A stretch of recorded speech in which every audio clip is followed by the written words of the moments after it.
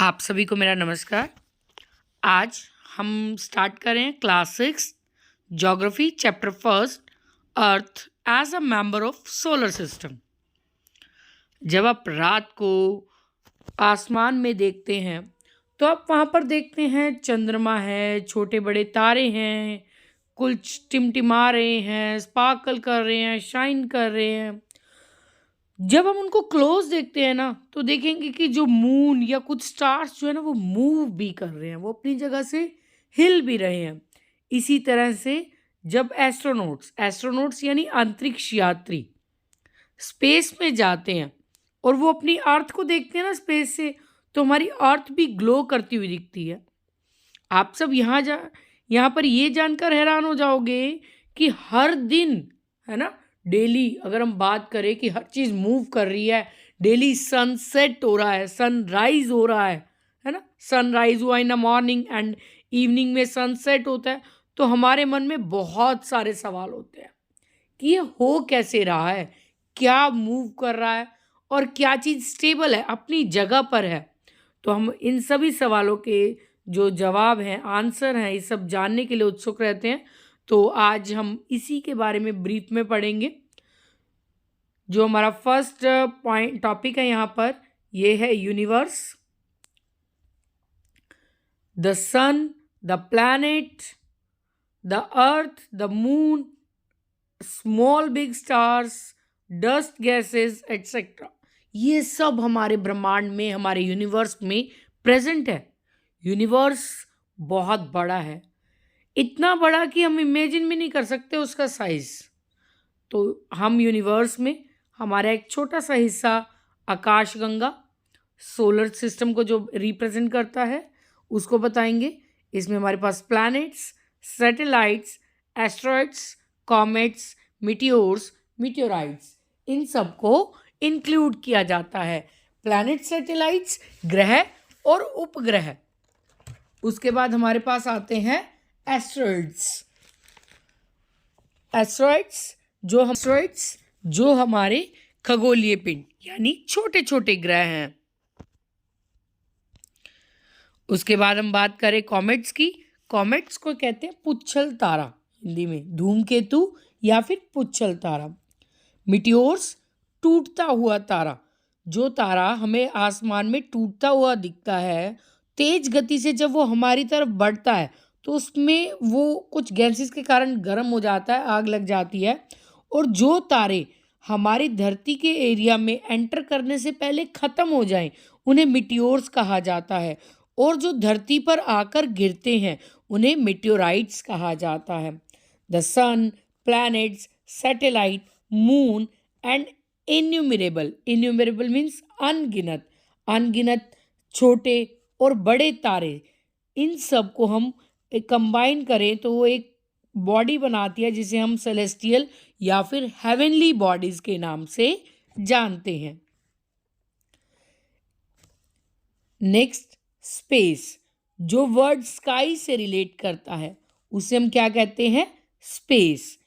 जो भी स्पेस की स्टडी करते हैं उसे कहा जाता है एस्ट्रोनॉमर्स।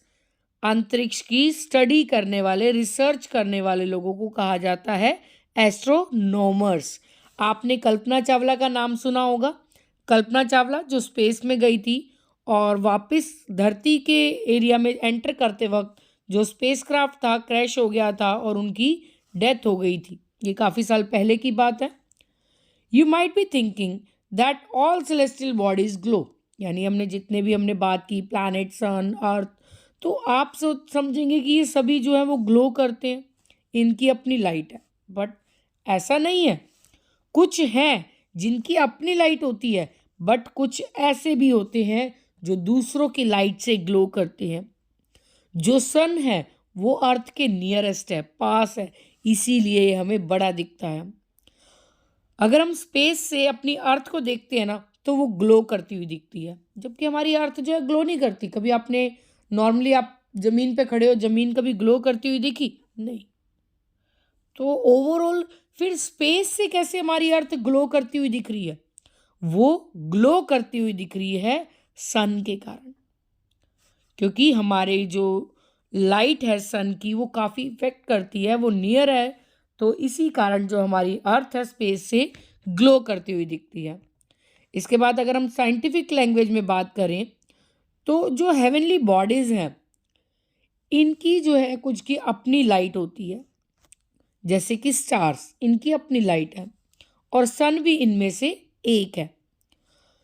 इनको क्लोजली ऑब्जर्व करने के बाद जो स्काई है full of stars at night, रात को पूरा अगर हम देखते हैं ना, अगर हम आकाश, तो तारों से भरा हुआ होता है।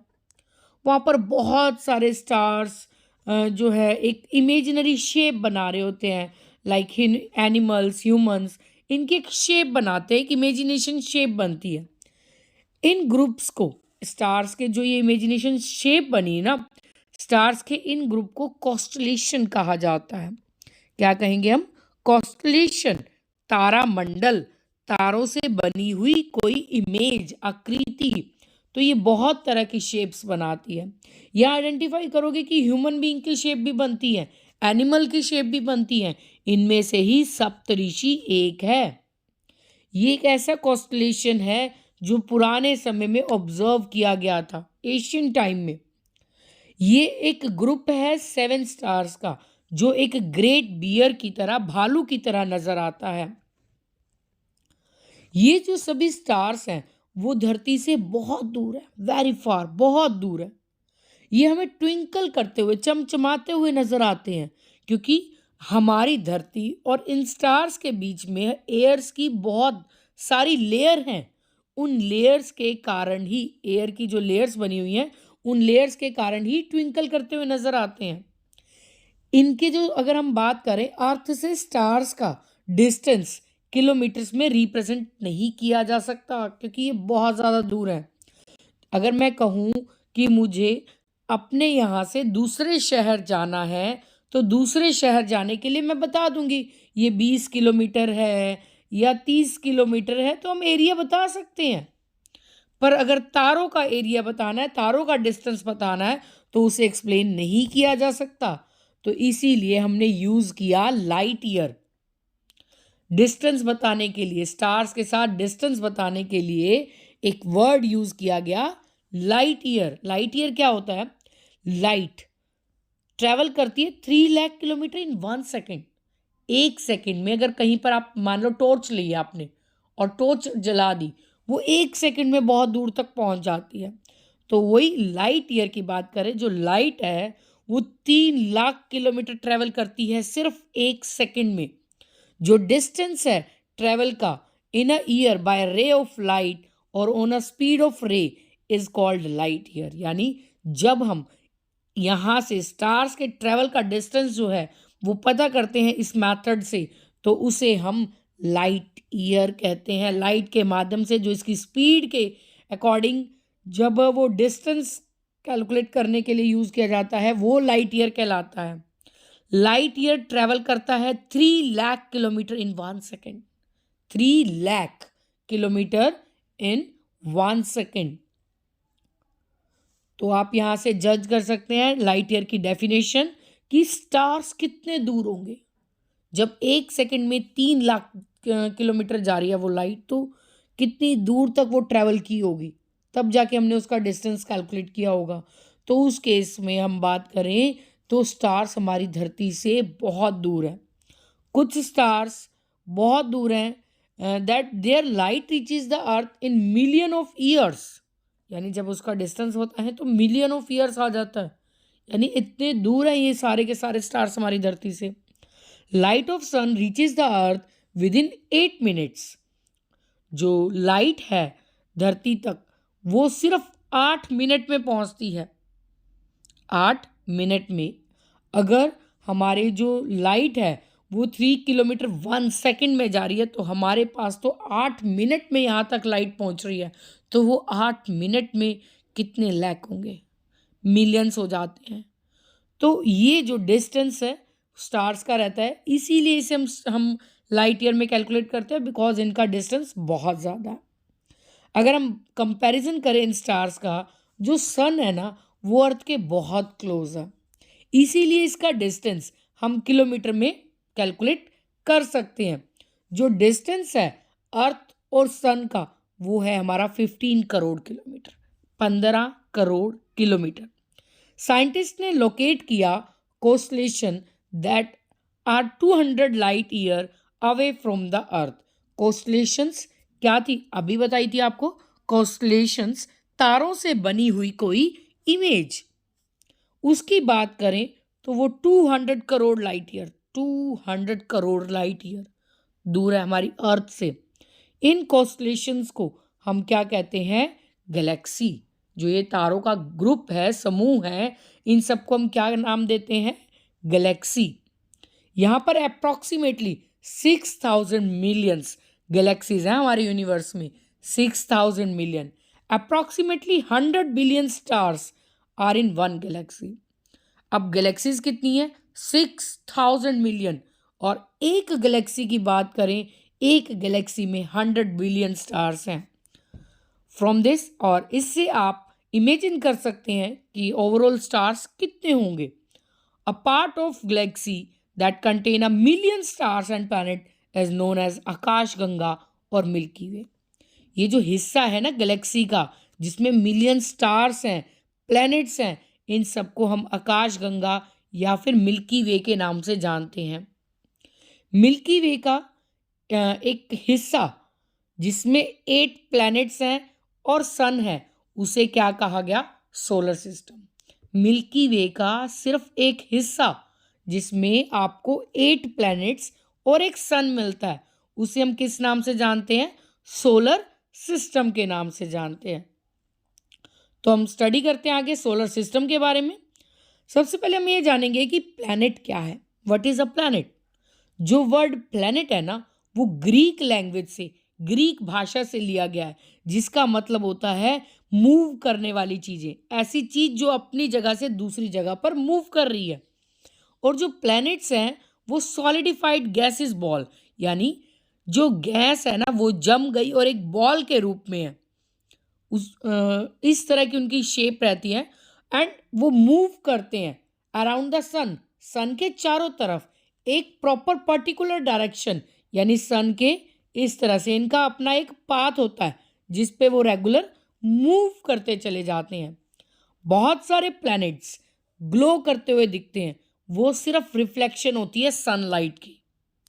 हमारे सोलर सिस्टम में टोटल 8 प्लैनेट्स हैं। जो सन है वो क्रिएटर है इन प्लैनेट्स का, सन के कारण ही ये सारे प्लैनेट क्रिएट हुए हैं।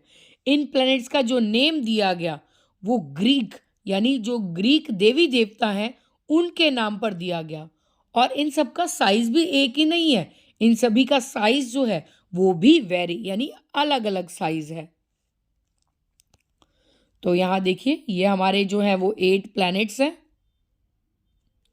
Mercury, Venus, Earth, Mars, Jupiter, Saturn, Uranus, Neptune. तो इसको याद करने के कई तरीके हैं।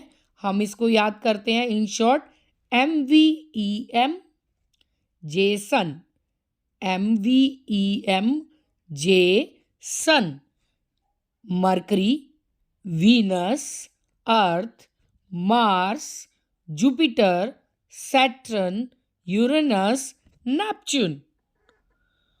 तो जो हमारे सबसे पहले MVEM हमने लिखे, MVEM, इसमें हमारे पास कोई भी सैटेलाइट नहीं है।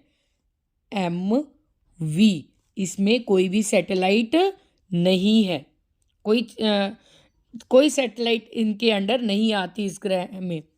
इसके बाद हमारे पास अर्थ, हमारे पास एक हमारा मून है जो हमारी सैटेलाइट है, तो वही अर्थ की सिर्फ एक सैटेलाइट है। इसके अकॉर्डिंग बात करें, अर्थ की सिर्फ क्या है?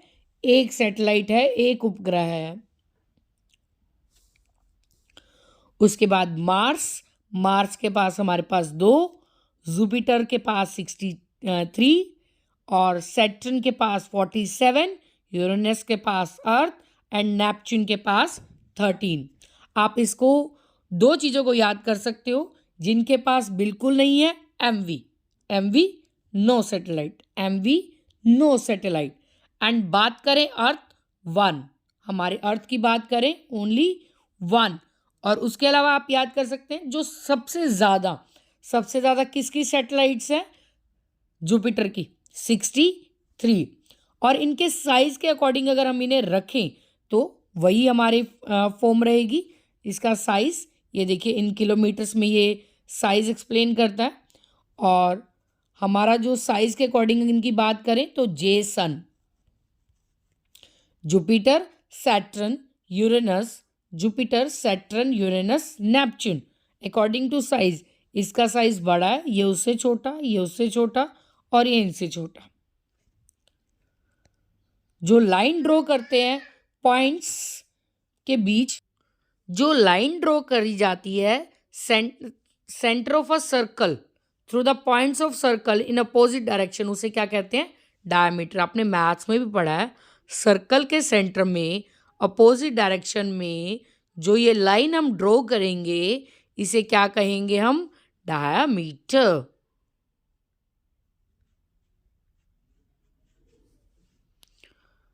तो इस टेबल से हमें पता चलता है कि जो जुपिटर है वो लार्जेस्ट प्लैनेट है। मैंने आपको बताया ना, जे सन, जुपिटर हमारा लार्जेस्ट प्लैनेट है। उसके बाद आता है हमारे पास सैटर्न एंड थर्ड नंबर पर हमारे पास Jupiter, Saturn next, then third and fourth rank जो है वो हमारा यूरेनस एंड नेपच्यून का है। हमारी अर्थ जो है इसके बाद आती है 5th पोजीशन पर। और जो प्लूटो है वो हमारा स्मॉलेस्ट प्लैनेट है। साइंटिस्ट जो मानते हैं कि जो प्लूटो है वो डिसअपीयर, गायब हो चुका है, खत्म हो चुका है। प्लैनेट्स की अपनी ना ही कोई लाइट होती है ना ही कोई हीट होती है। ये सभी प्लैनेट्स लाइट लेते हैं किससे, सन से, और हीट भी। यानी प्लैनेट्स की ना तो अपनी कोई लाइट है ना ही इनमें हीट है। तो ये सभी प्लैनेट्स लाइट और हीट सन से लेते हैं। सन जो है वो बहुत बड़ा और गर्म है, बट जो इसकी हीट है उसके कारण बहुत सारी चीज़ें, ऐसा फील होता है कि गर्मी बहुत ज़्यादा हो रही है। अर्थ जो है अप्रॉक्सीमेटली 150 मिलियन किलोमीटर अवे है, 15 करोड़ किलोमीटर। अभी मैंने ऊपर भी आपको बताया 15 करोड़ किलोमीटर दूर है सन हमारी अर्थ से। 1 मिलियन इज ऑफ 10 लाख और 1 मिलियन जो है वो 10 लाख के इक्वल रहता है। आज हम यहीं तक करेंगे।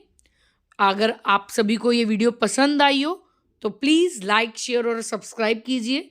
ये हमारी वीडियो का फर्स्ट पार्ट रहेगा इस चैप्टर का। नेक्स्ट पार्ट आपको नेक्स्ट वीडियो में मिलेगा, तो प्लीज़ बने रहिएगा हमारे साथ। Thank you.